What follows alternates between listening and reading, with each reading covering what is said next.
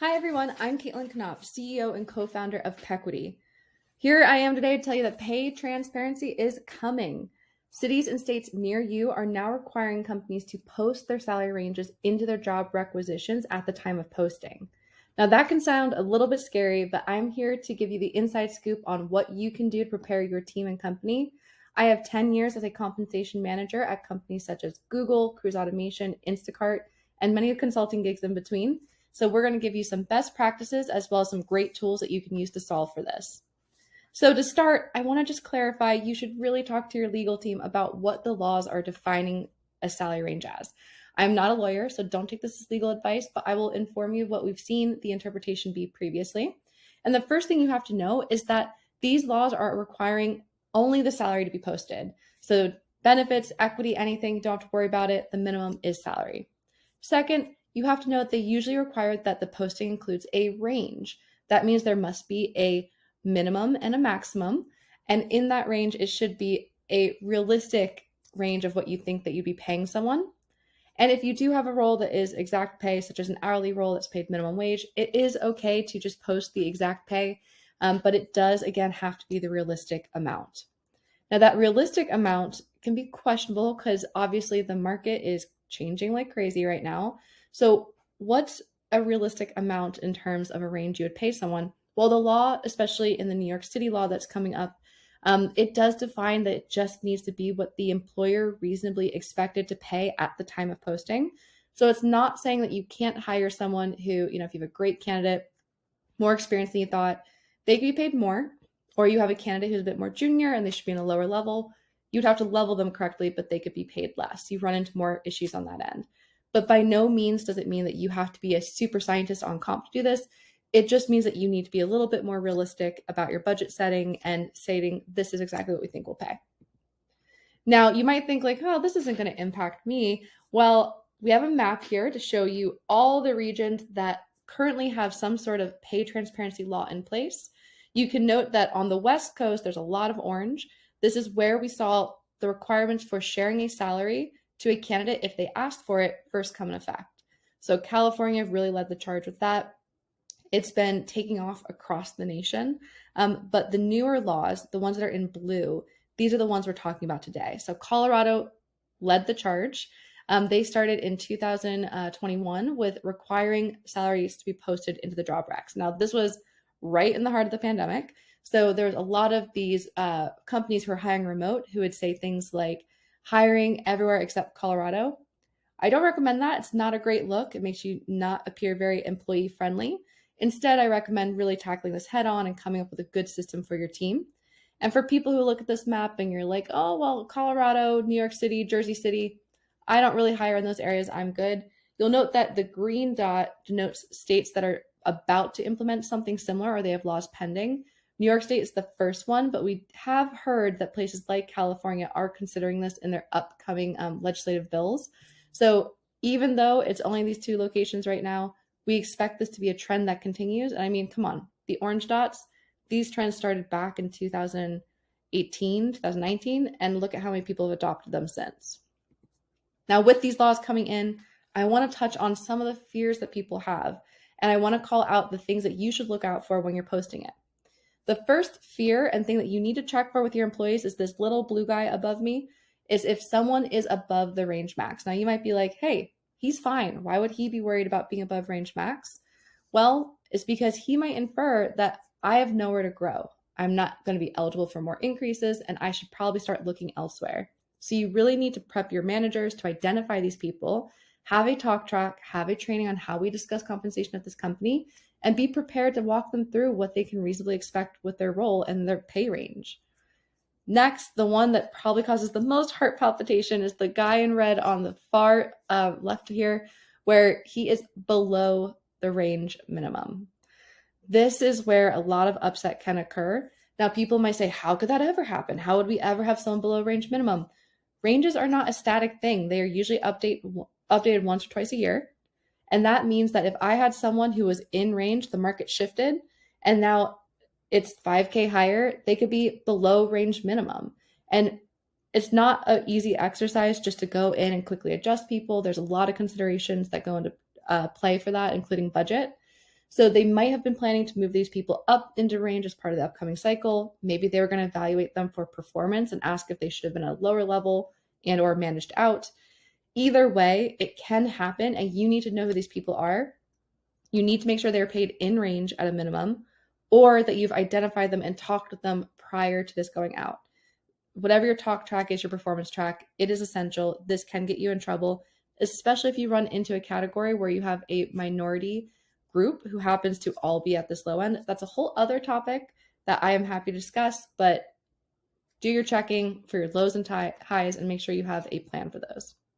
Now, the other two concerns that most people have is the group 3 and 4. So 3, this is the person who's in range, paid completely on target to their role, but now they can see other roles and they can see what they're paid.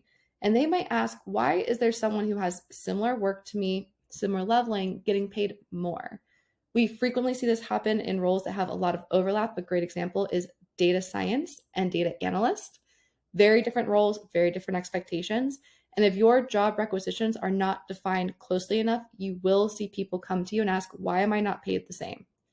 Now, there is the solve of defining your roles much more strictly and much more defined, which is a really good practice. There's also the solution where you have wider ranges that you bucket people into. Either way, it's up to your company and your philosophy. If you have questions on how to do that, feel free to reach out. I'm happy to give you coaching, but you need to have it defined because this will come up. Person number 4, this is the one that probably causes your eng leaders the most concern, which is what if there's an amazing candidate out there and they opt out of our entire candidacy program because they think the range is too low. There are people like that. There's these superstar, engineers, or if we're looking at different fields, you can think of finance analysts even, or salespeople, and they're expecting to earn a certain dollar amount, and maybe they're earning that amount at their current company. You really just need to be defined in your job posting. You have to recommend, hey, here are the things you have to think about. We will compete for things such as role-related experience. We are open to, negotiations in general. And here's the other things you know about our company that are great, the perks, the benefits. But this concern should be less of a concern if you are truly benchmarking correctly and matching to your peers in industry. There's a way to make sure that you're always doing that correctly. No, there's no magic solution or silver bullet to hit every candidate exactly, but there is best practices that can help you have a lot of confidence that what you're posting is actually correct for the talent that you want to bring in. Now, these challenges can sound like a lot, but it really doesn't just end there for your team. These are the contextual things you have to think about when it impacts the people, but there's a very real systems thing you have to think about when it comes to maintaining this. What those look like are the samples I have here. So the first thing is if you have evergreen requisitions. These are the requisitions that you post where it might say software engineer, and you're just taking any engineer that will come into your pipeline into that rec. So you're not sure about the level, you're not sure about the location of this person. In fact, you don't really know if it'll exactly fit the role that they've placed. That means when posting these ranges, who knows what you need to post? The answer is fairly simple. You really should just be posting for different geos. There's different philosophies to it. And we do encourage at a minimum to post for the places that legally require it to be posted. And I'll go into a little bit of those solutions at the end of this presentation. Similar to evergreen recs is remote jobs. These are jobs that can work anywhere. So how do you know where they're going to be employed? These laws define usually that if you have a single employee in the location where this law is at, you must post it for all roles. So it does matter if you employ someone in Colorado, New York City, Jersey City, you will have to figure out how to post the ranges for that. But we do know that you'll have to post more than one location probably to appear fair, because for some of these, it might set poor expectations for candidates if they think they're going to get paid New York wages when they're actually working from middle of Nebraska. The third thing that you have to think about is how are you going to maintain these ranges when your internal ranges change? Now, the process of posting these is probably very manual for most people, which we have an automated solution for. But if you are manually posting it, you need to put a process in place to review what is posted. And if you update your ranges, do a mass update of those ranges. So these can sound like a ton of dilemmas and you're like, oh my gosh, Kaitlyn, where do I start? Step 1, develop your ranges if you don't have them. If you're like, I don't know how to do that, don't worry. We can help you. We are able to help you create your ranges within a couple of days versus months. to fit the systems that you need. Or we highly recommend you reach out to some of our partners, which include Radford and Mercer. They have an excellent team who can build robust, super personalized ranges for your company. And we have a couple cool options that you can go through us to get to them faster and to also get your ranges developed a little bit quicker. So if you have any questions there, reach out, but it's really essential that you have these ranges, because if you're just shooting in the dark, or heaven forbid, posting just percentile data onto a sheet, you're going to have problems, which can be a whole other talk in itself. The next step is that you need to define the philosophy for range sharing. So the questions that I've put up here are just a starting point for you and your team. They include, will it be just this state, or am I going to post it for all states? If I'm posting this externally, should I also give it to internal transfers or promotions? And further, if promos, transfers, promotions, if I can get my candidates having access to this, should every employee have access? Because realistically, they're going to ask you, if I quit today, could I just see my range? And that's not a good place to be. You also need to choose what you will share. It does say a range. There's many ways to calculate a range. In fact, I provide a little example here of you can share the range minimum up to the employee median pay. That could help you where you have a floor. It sets a max where other employees are realistically paid, and it would count as a reasonable range because that's actually what you would expect to pay people. Again, work with your legal team to confirm, but don't feel like you are now forced to share your true ranges. There are ways to show better data to people that might be a bit more factual and a bit more friendly to your employees and candidates. And step 3, consider a software. There is no reason that you should have to manually update this in all your job postings, which is the only other option for this.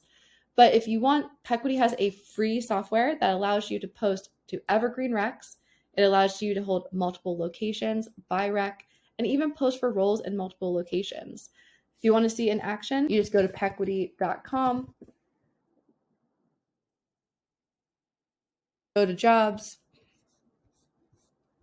click on our product designer, and then go here to our salary board, and you can see it in action. So you can see that we have for several remote locations within our company. We also can go back and see all of the ranges that we have posted. And it'll show a realistic range for the pay. It'll show the other roles that we have available, and let the candidate even go back and see the other jobs that are available at your company. So hopefully this was helpful. If you have any questions, feel free to reach out. We're your friendly neighborhood comp people, and we're happy to give you a little bit more advice.